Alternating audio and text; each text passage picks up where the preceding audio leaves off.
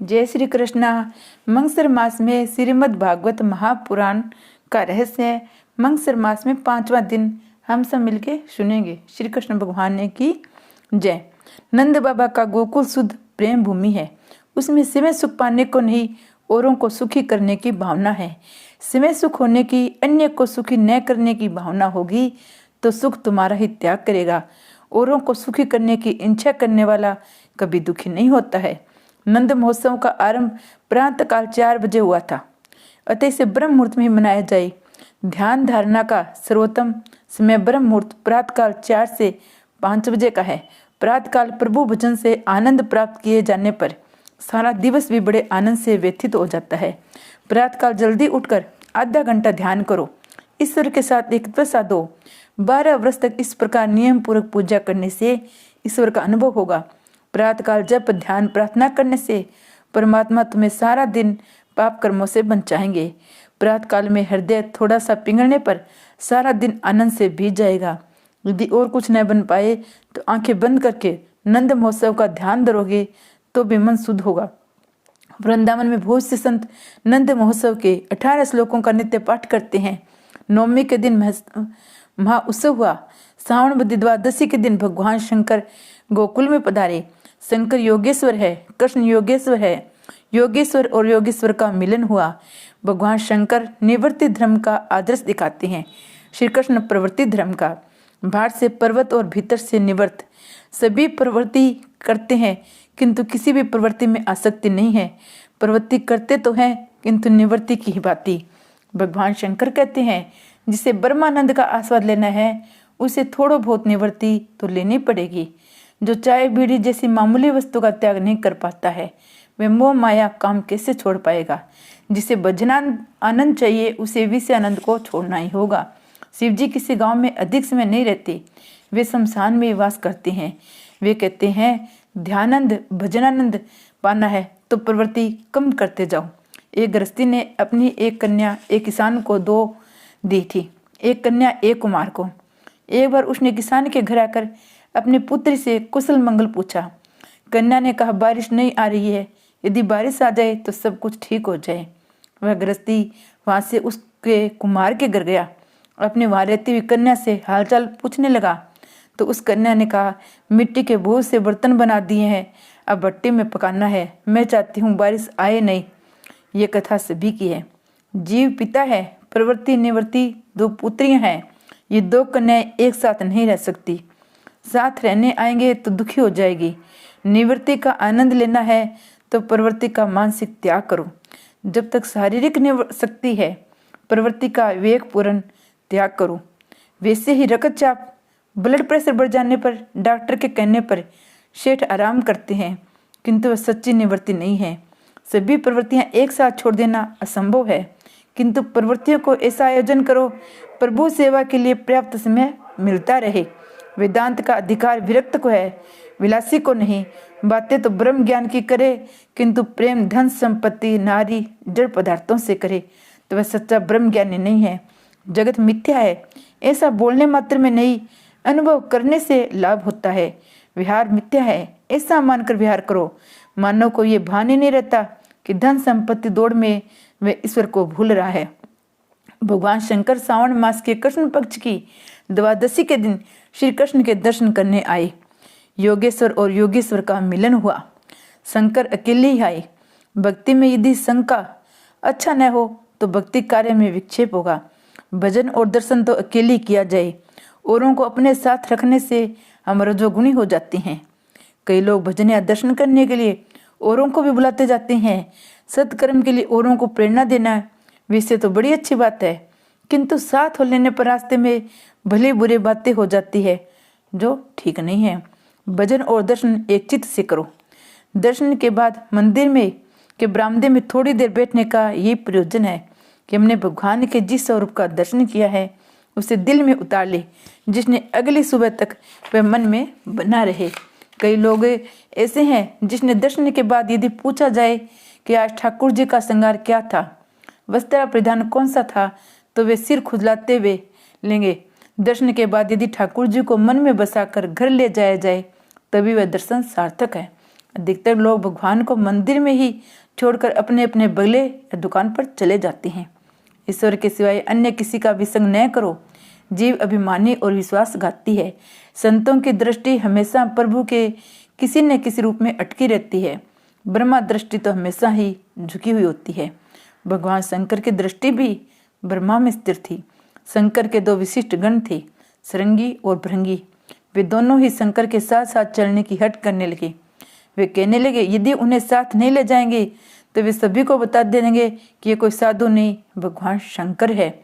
शंकर जी ने कहा, मैं अकेला ही जाऊंगा, तुम्हें साथ ले चलूंगा तो दर्शन और ध्यान में विक्षेप होगा। आज आए सदाशिव गोकुल में कई महात्माओं ने इसी लीला का बड़ा रसीला वर्णन किया है। जो आज तक निरंजन थे वे आज अपेक्षा वाले बन गए।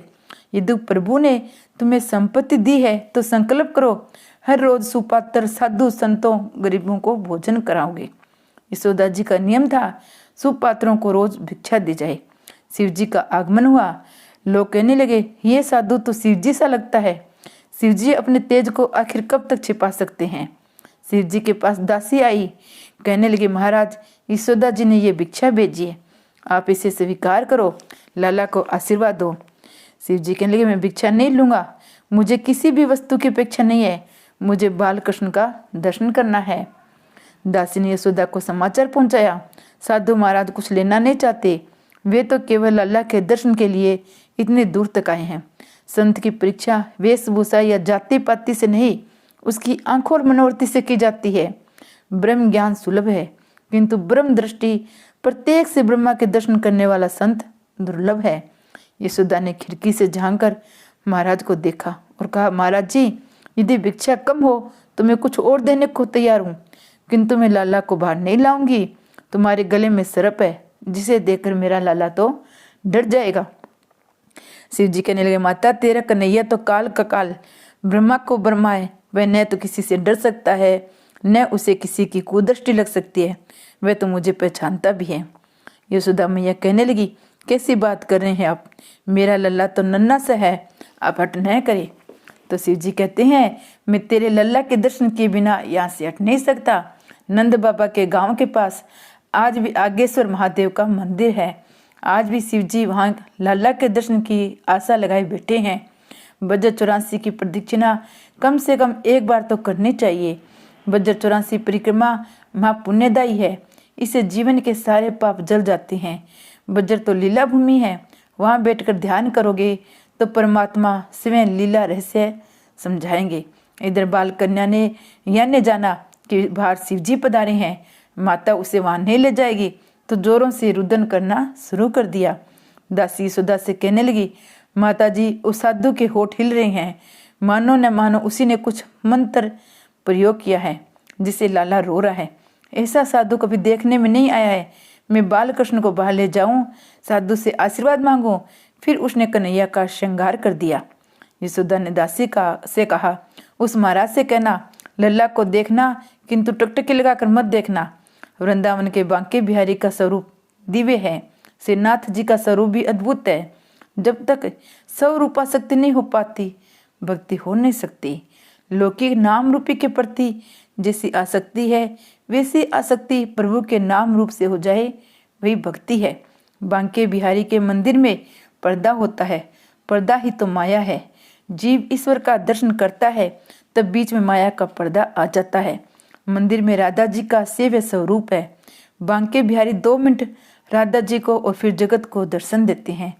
4 आंखें मिलने पर दर्शन में आनंद आता है। कन्हैया हंसता है, इस साधु ने जादू किया है। महाराज की नज़र में जादू है, ये साधारण साधु नहीं है। दासी लल्ला को शिव जी के पास लाई। शिव जी ने दर्शन करके प्रणाम किया। दर्शन करके आनंद तो हुआ, किंतु तृप्ति नहीं हो पाई। मुझे कन्हैया से मिलना है। आनंद अद्वैत से, द्वैत से नहीं, मुझे अपने प्रभु से मिलना है। श्री कृष्ण के साथ एक होना है। जब तक ईश्वर के जीव से थोड़ा सा भी दूर होगा, उसके लिए भय बना रहेगा। शिव जी ने सोचा, यदि बाल कन्हैया मेरी गोद में आ जाए तो बड़ा आनंद हो जाए। शिव जी कहने लगे, तुम इस बालक के भविष्य के बारे में पूछती हो। यदि उसे मेरी गोद में दिया जाए तो मैं उसके हाथों की रेखा अच्छी तरह से देख लूंगी। यशोदा मैया ने बाल कृष्ण को शिव जी की गोद में रख दिया। शिव जी समाधि में डूब गए। बातें अद्वैत में नहीं हो पाती, द्वैत में होती रहती है। जब हरि और हर एक हो गए तो वहाँ कौन क्या बोलेगा। शिव जी ने यशोदा जी से कहा, माता तेरा पुत्र तो सम्राट होने वाला है। शिव जी ने तांडव नृत्य किया। ये अति आनंद की अवस्था में जीव नाचने लगता है। हाथ में आम्र फल आने पर लोग नाचने लगते हैं, तो इधर तो शिव जी के हाथों में बाल कन्हैया आ गया है। शिव जी नृत्य में तन्मय है। वह नंद बाबा आए, भगवान शंकर की जयकार हो गई। बाल कृष्ण को हृदय में बसाकर शिव जी कैलाश वापस लौटे। त्रयोदशी के दिन नंद जी मथुरा आए। चतुर्दशी के दिन पूतना आई। नंद बाबा प्रतिवर्ष कंस को कर देते थे, इस बार भी कर देने का समय आ गया। नंद बाबा ने कहा, कन्हैया को संभालना, परमात्मा से हमेशा संबंध बनाए रखो। सभी के रक्षक की रक्षा तो कौन करेगा, किंतु उन्हें हृदय में बिठाने के बाद हमेशा सावधान रहना कि कहीं लौकिक भोग की ऐष्ण मन में न घुस जाए। कोई ऐष्ण मन में आए नहीं कि हृदय से भगवान भाग निकलते हैं। कन्हैया यदि हमेशा के लिए हृदय गोकुल में बस जाए तो बेड़ा पार हो जाए। हृदय गोकुल में श्री कृष्ण का आगमन होने के बाद नंद को बाहर भटकना ही नहीं पड़ेगा। नंद बाबा कंस को कर देने के लिए मथुरा आए। वे कंस की राजसभा में आए।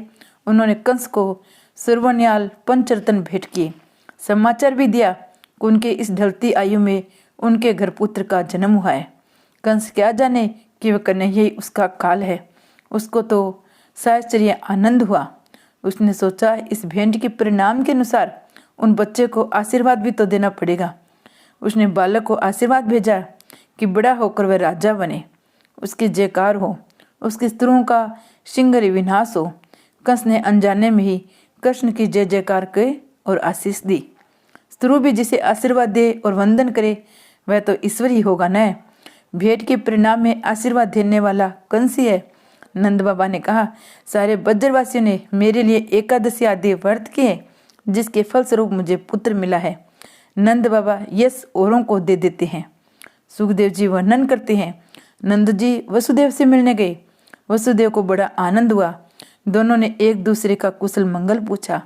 किसी मित्र से मिलन होने पर अपने सुख की बात न करो, किंतु उसके दुख की बात जानकर उसे आश्वासन दो। नंद जी वासुदेव से सुख दुखी की बात पूछने लगे। सुने आपके घर पुत्री का जन्म हुआ था, कंस उसकी हत्या करने आया था। वसुदेव, हाँ ये बात तो सच है, इसमें कंस का नहीं मेरे कर्म का दोष है, किंतु आपके घर जो बालक है वह मेरा ही है। नंद बाबा ने भोलेपन से कह दिया, वह आपका ही है। वसुदेव मन में कह रहे थे, कन्हैया मेरा है। मैं उस बालक को उस रात घर पर छोड़कर आया था, किंतु नंद जी इस गुड्डार्थ भरी बात को समझ नहीं पाए। नंद गोकुल छोड़कर कहीं दूर जाता है। वह काम, मद, लोभ, मोह, मत्सर आदि राक्षस आदमकते हैं। नंद कृष्ण को छोड़कर कंस के पास जाते हैं तो गोकुल में विपत्ति आती है, उदम मच जाता है। नंद बाबा ने सोचा, कुछ खिलौने लेता जाऊंगा तो लाला को आनंद होगा। श्री कृष्ण भगवान